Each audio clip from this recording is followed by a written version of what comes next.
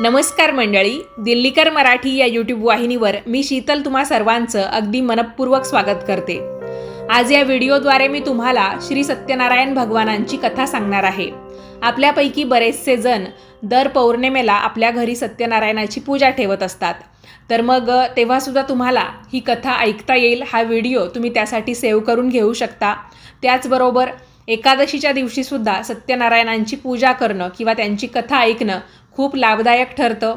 गणपतीच्या दिवसांमध्ये म्हणा किंवा अजूनसुद्धा बऱ्याच वेळा आपण सत्यनारायणांची पूजा आपल्या घरी ठेवत असतो वेगवेगळ्या कारणांनी, तर तेव्हा ऐकण्यासाठी म्हणून तुम्हाला हा व्हिडिओ नक्कीच कामात येईल। तुम्ही सर्वांनी ही कथा संपूर्ण ऐका। आपल्या दिल्लीकर मराठी चॅनेलला तुम्ही अजूनपर्यंत सबस्क्राईब केलं नसेल तर नक्की सबस्क्राईब करा। आपण या चॅनेलवर धार्मिक तसेच आध्यात्मिक व्हिडिओ पोस्ट करत असतो आणि तुम्हाला त्याच्यातून बरीचशी नवनवीन माहिती शिकायलासुद्धा मिळेल। हा व्हिडिओ पाहत असताना सर्वांनी कमेंट्समध्ये लिहा ओम नमो भगवते वासुदेवाय। चला तर मग व्हिडिओला सुरुवात करते। अध्याय पहिला। श्री गणेशाय नमः, श्री गजाननाय नमः। आता श्री सत्यनारायण कथेचा अर्थ सांगते। एकदा नैमिषारण्यामध्ये राहणाऱ्या शौनकादिक ऋषींनी पुराण सांगणाऱ्या सुतांना प्रश्न विचारला। ऋषी विचारतात, हे मुनिश्रेष्ठा, मनातील सर्व फले कोणत्या व्रताने अथवा तपश्चर्येने मिळतात ते ऐकण्याची आम्हाला इच्छा आहे, कृपा करून सांगा।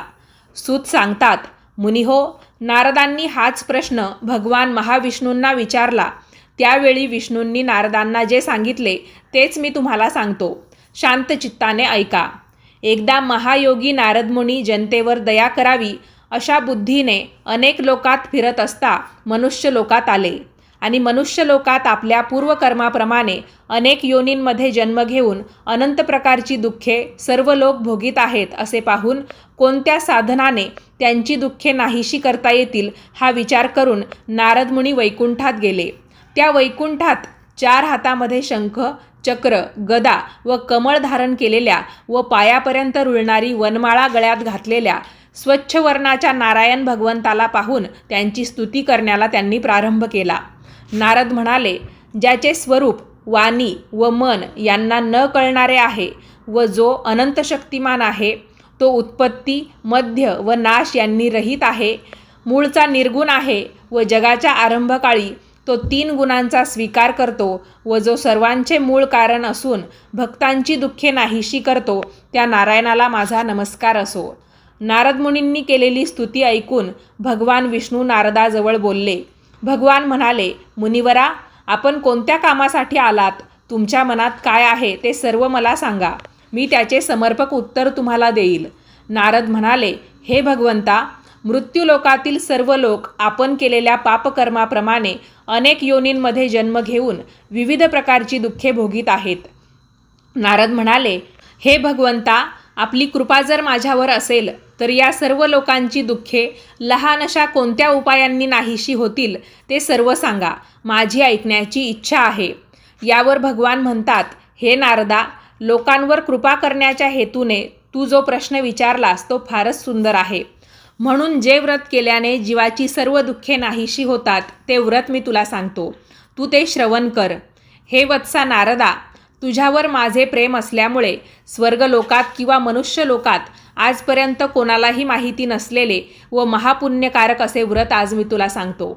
या व्रताला सत्यनारायण व्रतसुद्धा म्हणतात। हे व्रत विधीपूर्वक केले असता व्रत करणारा मनुष्य या लोकी सर्व काळ सुख भोगून शेवटी आनंदरूप मोक्षपदास जातो। भगवान विष्णूंचे भाषण ऐकून नारदमुनी विष्णूंना म्हणाले, हे नारायणा, या व्रताचे फळ काय, याचा विधी काय व हे व्रत पूर्वी कोणी केले होते ते सर्व विस्तार करून मला सांगा। त्याचप्रमाणे व्रत कोणत्या काळी करावे तेही सांगा।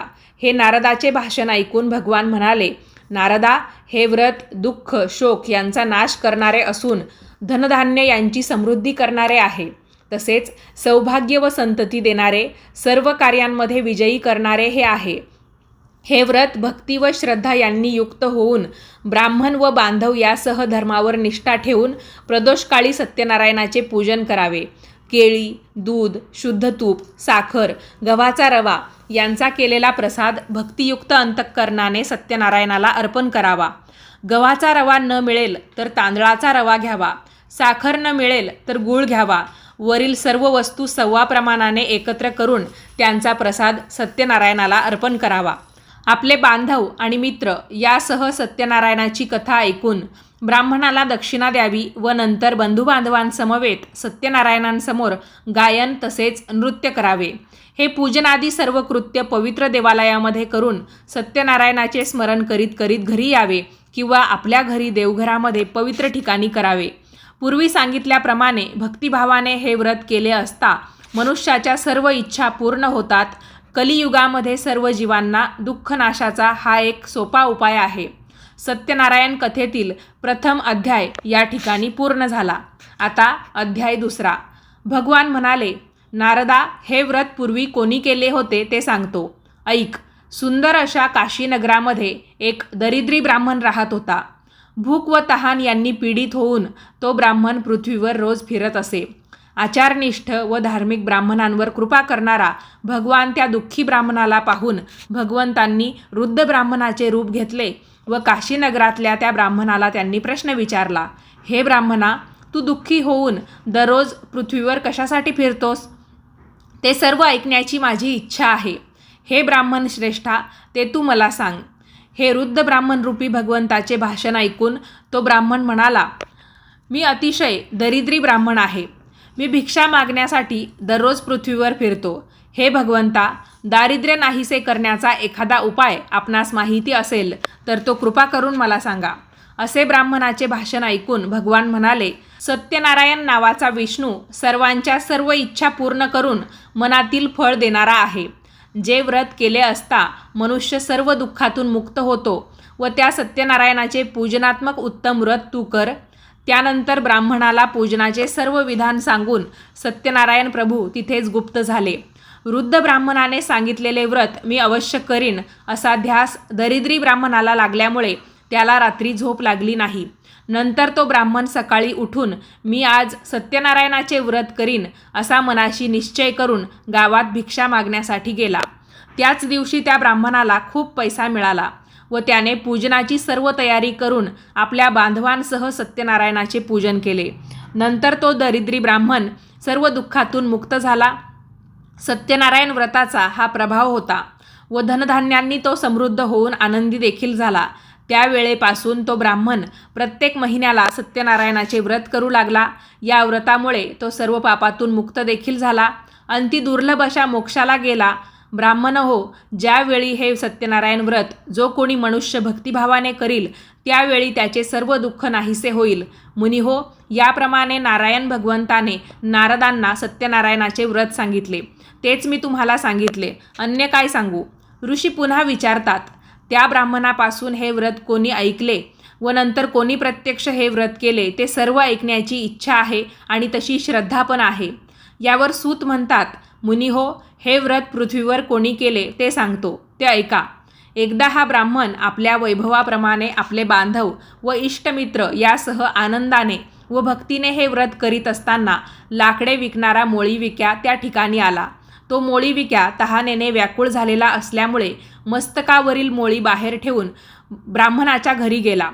तो व्रत करीत आहे असे पाहून त्याला नमस्कार केला व विचारले, महाराज, आपण काय करीत आहात व हे व्रत केल्याने काय फळ मिळते ते विस्तारपूर्वक सांगा. ब्राह्मण म्हणाला, सर्व इच्छा पूर्ण करणारे असे हे सत्यनारायणाचे व्रत आहे. त्याच्याच कृपाप्रसादाने मला पुष्कळ धनधान्य मिळाले आहे. नंतर त्या मोळीविक्याने हे व्रत समजावून घेतले व अंती आनंदाने प्रसाद भक्षण करून पाणी पिऊन शहरामध्ये तो मोळी विकण्यासाठी गेला. सत्यनारायणाचे चिंतन करीत लाकडाची मोळी मस्तकावर घेऊन या गावात लाकडे विकून जे द्रव्य आपल्याला मिळेल त्या द्रव्याने मी सत्यनारायणाचे उत्तम असे पूजन करीन असा त्याने मनाशी निश्चय केला व धनिक लोक ज्या नगरात राहत होते तिथे तो गेला. त्या दिवशी त्याला दुप्पट द्रव्य मिळाले. नंतर आनंदी अंतःकरणाने उत्तम पिकलेली केळी, साखर, तूप, दूध, गव्हाचा रवा सव्वा या प्रमाणामध्ये खरेदी करून तो आपल्या घरी आला. आपले बांधव व इष्टमित्र यांना बोलावून विधियुक्त रीतीने यथासांग सत्यनारायणाचे त्याने पूजन केले. या सत्यनारायण व्रताच्या प्रभावाने तो मोळीविक्या धनधान्य व पुत्र इत्यादी संपत्तीने युक्त झाला व या लोकामध्ये सुख भोगून शेवटी सत्यनारायण प्रभूंच्या लोकी गेला, म्हणजेच वैकुंठात गेला. या ठिकाणी सत्यनारायण कथेतील दुसरा अध्याय इथे पूर्ण झाला. आता अध्याय तिसरा. सूत सांगतात, ऋषी हो, याविषयी मी तुम्हाला अजून एक कथा सांगतो, ती सुद्धा तुम्ही मन लावून ऐका. पूर्वी या पृथ्वीवर उल्कामुख नावाचा एक सार्वभौम असा राजा होता. तो राजा जितेंद्रिय व सत्य बोलणारा, भक्तिमान तसेच बुद्धिवान देखील होता. तो देवळामध्ये जाऊन प्रत्येक दिवशी ब्राह्मणांना द्रव्य देऊन संतुष्ट करीत असायचा. त्याची भार्या पतिव्रता, सुंदर वदना व अत्यंत रूपवान अशी होती. एके दिवशी राजा आपल्या पत्नीसह नदीच्या तीरावर सत्यनारायणाचे पूजन करीत होता.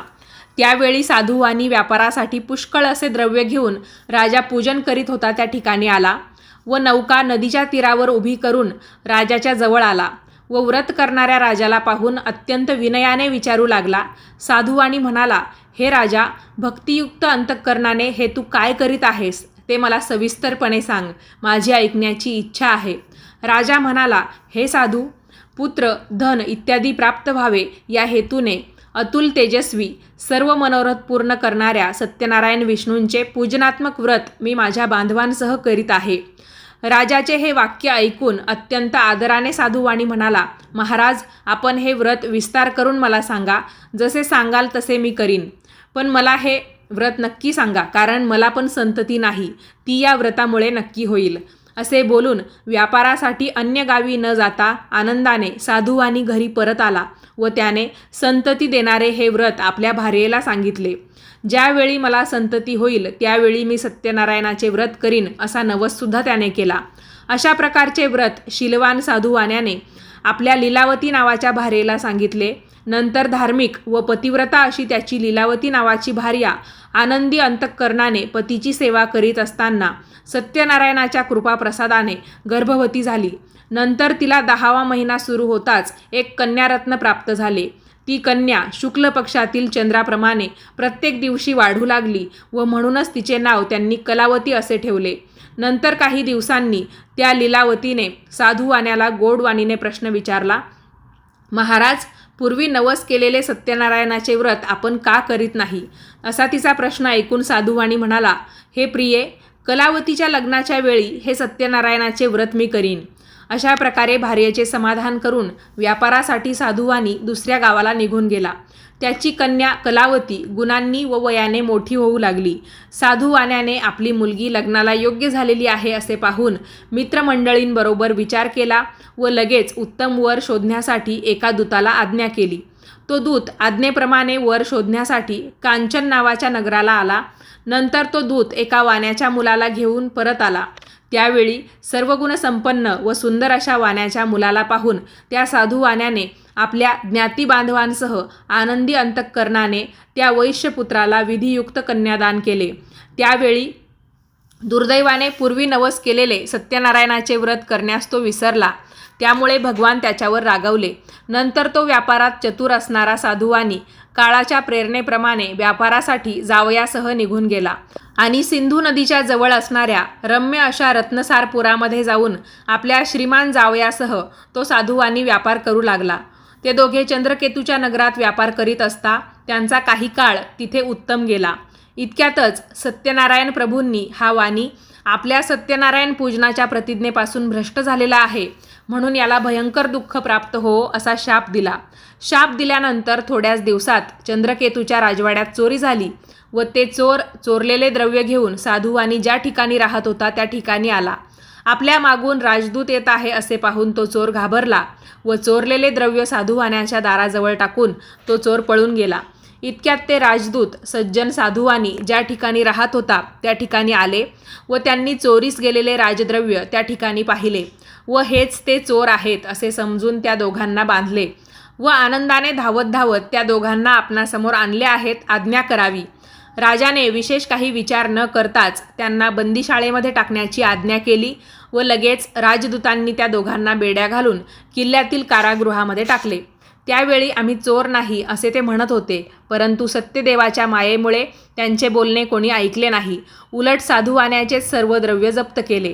सत्यनारायणाच्या शापामुळे साधू वाण्याच्या भार्येला फार दुःख झाले व त्याच्या घरातील सर्व द्रव्य चोरांनी चोरले. तेव्हापासून मानसिक दुःख व रोग यांनी व्याप्त होऊन क्षुधा व तृषा यांनी दुःखी झालेली साधू वाण्याची भार्या प्रत्येक घरी भिक्षा मागण्यासाठी फिरू लागली. साधू वाण्याची मुलगी कलावतीसुद्धा घरोघर भिक्षा मागू लागली. एक दिवस ती कलावती भुकेने व्याकुळ झालेली अशी एका ब्राह्मणाच्या घरी गेली व त्या ठिकाणी तिने सत्यनारायणाचे पूजन चाललेले पाहिले. ती तेथे बसली व नंतर कथा ऐकून सत्यनारायण प्रभूंची प्रार्थना केली. प्रसाद भक्षण करून आपल्या घरी गेली. त्यावेळी फार रात्र झाली होती. त्यामुळे आईने कलावतीस प्रेमाने असे विचारले, हे मुली, तू इतकी रात्र होईपर्यंत कुठे होतीस आणि तुझ्या मनामध्ये सध्या काय विचार सुरू आहे? ते ऐकून कलावती म्हणाली, हे आई, मी एका ब्राह्मणाच्या घरी सर्व इच्छा पूर्ण करणारे सत्यनारायणाचे व्रत पाहिले. मुलीचे वाक्य ऐकून आनंदी झालेली साधू वाण्याची भार्या सत्यनारायणाचे व्रत करायला तयार झाली व त्या पतिव्रता असणाऱ्या साधू वाण्याच्या भार्येने आपला पती व जावई लवकर घरी येवोत असा संकल्प करून बांधव व इतर आप्तजन यासह सत्यनारायणाचे पूजन केले व ती प्रार्थना करू लागली, हे भगवंता, माझ्या पतीचे व जावयाचे अपराध क्षमा करण्यास आपण समर्थ आहात, अशी सत्यनारायणाची प्रार्थना केली. त्यावेळी भगवान सत्यनारायण या व्रताने संतुष्ट झाले. नंतर चंद्रकेतूच्या स्वप्नात जाऊन त्यांनी सांगितले, हे नृपश्रेष्ठा, तू जे 2 वाणी बंदीशाळेमध्ये टाकले आहेस ते सकाळी सोडून दे. तसेच हे राजा, तू त्यांचे जे धन घेतले आहेस त्यांना ते परत दे. असे जर तू न करशील तर धन, पुत्र व राज्य यासह तुझा नाश करीन, असे राजाला स्वप्नात सांगून सत्यनारायण भगवान अदृश्य झाले. नंतर प्रातःकाळी राजाने सभेमध्ये बसून स्वजनांसह सर्वांना ते स्वप्न सांगितलं व जे 2 वाणी आपण बंदीशाळेमध्ये टाकले आहेत त्यांना लवकर मुक्त करा, अशी दूतांना आज्ञा केली. दूतांनी राजाच्या आज्ञेप्रमाणे साधू वाणी व त्याचा जावई या दोघांना बंधमुक्त करून राजाच्या समोर आणले व हात जोडून नम्रतेने म्हणाले, महाराज, आपल्या आज्ञेप्रमाणे बंदीशाळेतून मुक्त करून दोन्ही वैश्यपुत्र आणले आहेत. नंतर साधू वाणी व त्याचा जावई यांनी चंद्रकेतू राजाला नमस्कार केला व पूर्वीचा वृत्तांत आठवून शिक्षेच्या भीतीमुळे त्यांनी काहीच भाषण केले नाही. त्या दोघा वाण्यांना पाहून चंद्रकेतू राजा आदराने म्हणाला, वैश्य हो, तुमच्या दैवयोगाने तुम्हाला दुःख भोगावे लागले, आता भीती नाही, असे बोलून त्यांच्या बेड्या काढवून क्षौरकर्म व मंगलस्नान करवले. नंतर त्या दोघांना वस्त्र तसेच अलंकार देऊन त्यांचा गौरव केला व नम्र भाषणाने त्यांना संतुष्ट केले व त्या वाण्यांचे जे द्रव्य राजाने जप्त केले होते ते त्यांना दुप्पट करून दिले. तसेच म्हणाला, हे साधो, आता आपण आपल्या घरी जा. नंतर त्या दोघांनी देखील राजाला नमस्कार केला आणि म्हणाले, आम्ही आपल्या कृपेने घरी जातो. या ठिकाणी सत्यनारायण कथेतील अध्याय 3 पूर्ण झाला. आता अध्याय 4. नंतर साधू वाण्याने आपणास वाटेत विघ्ने येऊ नयेत म्हणून ब्राह्मणास दक्षिणा देऊन आशीर्वाद घेतला व जावयासह स्वतःच्या नगरात गेला. तो साधू वाणी काही थोडा दूर गेल्यावर संन्यास वेश धारण करणाऱ्या सत्यनारायण प्रभूंनी साधू वाण्याची परीक्षा करण्यासाठी, हे साधो, या तुझ्या नौकेत काय आहे ते सांग, असा प्रश्न विचारला. धनाने उन्मत्त झालेले ते 2 वाणी त्याची निंदा करून हसू लागले व म्हणाले, संन्यासी बुवा, आमचे द्रव्य नेण्याची तुमची इच्छा आहे काय? आमची नौका वेली आणि पाने यांनी भरलेली आहे. असे साधू वाण्याचे उन्मत्तपणाचे भाषण ऐकून भगवान म्हणाले, तुझे बोलणे खरे हो. असे बोलून संन्यास वेश धारण करणारे भगवान तेथून गेले व तिथून थोड्याच अंतरावर असलेल्या समुद्राच्या तीरावर बसले. संन्यासी दूर गेल्यावर साधू वाण्याने आपले नित्यकर्म केले व नौकेकडे गेला आणि पाहिले तर हलकेपणामुळे नौका वर आलेली पाहून साधू वाणी आश्चर्यचकित झाला. नौकेमध्ये वेली व पाने पाहून तो साधू वाणी मूर्छा येऊन जमिनीवर पडला. नंतर थोड्या वेळाने सावध होऊन चिंता करू लागला. त्यावेळी साधू वाण्याचा जावई तेथे आला. महाराज, आपण शोक का करता? संन्याशाने जो आपणास शाप दिला त्यामुळेच हा सर्व प्रकार घडला आहे. तो संन्यासी पाहिजे ते करण्यास समर्थ आहे, म्हणून आपण त्याला शरण जाऊ, म्हणजे आपले सर्व मनोरथ पूर्ण होतील. असे जावयाचे भाषण ऐकून साधू वाणी यतीजवळ गेला व त्याला पाहून भक्तीने नमस्कार केला. आदराने बोलू लागला, महाराज, मी जे आपल्याजवळ खोटे बोललो त्या अपराधाची क्षमा करा, असे म्हणून पुन्हा पुन्हा नमस्कार केला व तो साधू वाणी अतिशय दुःखी झाला. संन्यास वेशधारी भगवान शोक करणाऱ्या साधूला म्हणाले, शोक करू नकोस, मी सांगतो ते ऐक. तू माझ्या पूजनाविषयी परान्मुख आहेस व म्हणूनच माझ्या आज्ञेने तुला वारंवार दुःख प्राप्त झाले. हे ऐकून साधुवाणी भगवंताची स्तुती करू लागला. साधुवाणी म्हणाला, तुझ्या मायेने मोहित झालेले ब्रह्मादिक देवही तुझे गुण व रूप जाणू शकत नाही. हे प्रभो, हे आश्चर्य आहे. तुमच्या मायेने मोहित झालेला मी एक मूर्ख आहे. मी आपणास कसा जाणेन? माझ्यावर कृपा करा. मी यथाशक्ती आपले पूजन करीन. मी आपणास शरण आलेलो आहे. माझे रक्षण करा. माझे पूर्वीचे द्रव्य मला मिळावे. असे साधुवाण्याचे भक्तिभावयुक्त वाक्य ऐकून भगवान संतुष्ट झाले व साधुवाण्याला इच्छित वर देऊन अदृश्य झाले. नंतर साधुवाण्याने नौकेवर जाऊन पाहिले. तो पूर्वीप्रमाणे नौका द्रव्याने भरलेली आहे असे दिसले व सत्यनारायणाच्या कृपेनेच हे मला सर्व मिळाले असे म्हणून साधुवाण्याने आपल्या बांधवांसह सत्यनारायणाचे यथासांग पूजन केले. सत्यनारायणाच्या कृपा प्रसादाने तो आनंदी झाला व प्रयत्नाने नौका नदीत लोटून आपल्या घरी गेला. नंतर साधुवाणी जावयाला म्हणाला, ही पहा माझी रत्नपुरी नगरी. असे बोलून द्रव्याचे रक्षण करणारा एक दूत त्याने घरी पाठवला. तो दूत नगरात गेला व साधुवाण्याच्या भार्येला पाहून त्याने नमस्कार केला. हात जोडून तिला अपेक्षित असणारे वाक्य बोलू लागला. तो म्हणाला, बांधव आणि पुष्कळ द्रव्य यासह साधू आणि जावयाला बरोबर घेऊन आपल्या नगराच्या जवळ आले आहेत. असे दूताचे वाक्य ऐकून आनंदी झालेल्या साधुवाण्याच्या भार्येने मुलीला सत्यनारायणाची पूजा कर असे सांगितले व आपण लगेच पतिदर्शनासाठी गेली. आईचे वाक्य ऐकून तिने सत्यनारायणाचे व्रत पूर्ण केले, परंतु प्रसाद भक्षण न करता पतिदर्शनासाठी उत्सुक झालेली ती तशीच गेली. त्यामुळे रागावलेल्या सत्यनारायण प्रभूंनी तिचा पती असलेली नौका द्रव्यासह पाण्यात बुडवली. त्यावेळी त्या ठिकाणी आलेल्या कलावतीला तिचा पती दिसला नाही. त्यामुळे अत्यंत शोकाने विव्हळ होऊन ती रडत भूमीवर पडली. बुडालेली नौका व त्यामुळे दुःखी झालेली आपली कन्या पाहून भयभीत अंतःकरणाने साधू आणि नावाड्यांसह हा काय चमत्कार असे म्हणून विचार करू लागला. नंतर लीलावती आपल्या कन्येची ती अवस्था पाहून दुःखी झाली व आक्रोश करून आपल्या पतीला म्हणाली, अहो, एवढ्या थोड्या अवधीत नौकेसह कलावतीचा पती कसा अदृश्य झाला? कोणत्या देवाच्या अवकृपेमुळे हे झाले मला हे समजत नाही. नंतर तिने मुलीला पोटाशी धरले व रडू लागली. इतक्यात पती नाहीसा झाल्याचे दुःख झालेल्या कलावतीने पतीच्या पादुका घेऊन सती जाण्याचा निश्चय केला. धार्मिक व सज्जन असा तो साधुवाणी भार्येसह मुलीचे अशा प्रकारचे चरित्र पाहून अतिशोकाने संतप्त झाला व सत्यनारायणानेच नौका नाहीशी केली असेल, कारण त्याच्या मायेने मी मुग्ध झालो आहे. नंतर सर्वांना बोलावून साधुवाण्याने माझे मनोरथ पूर्ण झाल्यावर मी सत्यनारायणाचे पूजन करीन असे सर्वांना सांगितले आणि सत्यनारायणाला पुन्हा पुन्हा साष्टांग नमस्कार घातले. तेव्हा दिनांचे रक्षण करणारे सत्यनारायण संतुष्ट झाले व भक्तप्रेमी भगवान आकाशवाणीने म्हणाले, हे साधो, तुझी कन्या प्रसादाचा त्याग करून आपल्या पतीच्या दर्शनासाठी आली आहे, म्हणून तिचा पती अदृश्य झाला. हे साधो, ही तुझी कन्या जर घरी जाऊन प्रसाद भक्षण करून येईल तर तिचा पती तिला प्राप्त होईल, यामध्ये काहीच शंका नाही. आणि पुन्हा बंदरात येऊन पाहते तो तिचा पती स्वजनांसह तिच्या दृष्टीस पडला. नंतर कलावती आपल्या पित्यास म्हणाली, आता लवकर घरी चला, उशीर का करता? मुलीचे हे वाक्य ऐकून तो साधुवाणी अतिशय आनंदी झाला व त्याने यथाविधी सत्यनारायणाचे पूजन केले. नंतर तो साधुवाणी धन व बांधव यासह आपल्या घरी गेला व प्रत्येक पौर्णिमा, मकर संक्रांत या दिवशी सत्यनारायणाचे पूजन करून या लोकी सुखी झाला व शेवटी सत्यनारायण प्रभूंचे सत्यलोकात गेला. या ठिकाणी सत्यनारायण कथेतील 4था अध्याय देखील पूर्ण झाला. आता शेवटचा आणि 5वा अध्याय. सूत सांगतात, मुनिहो, आणखी एक कथा सांगतो, ती श्रवण करा. पूर्वी अंगध्वज नावाचा एक राजा प्रजेचे पालन करण्याविषयी अतिशय तत्पर होता. त्याने प्रसादाचा त्याग केल्यामुळे त्याला अतिदुःख प्राप्त झाले. असे तो राजा एकदा अरण्यातून सिंह, वाघ इत्यादी प्राण्यांना मारून वडाच्या झाडाजवळ आला. तो त्या ठिकाणी गवळी लोक आपल्या बांधवांसह भक्तियुक्त अंतःकरणाने सत्यनारायणाचे पूजन करीत आहे असे राजाला दिसले.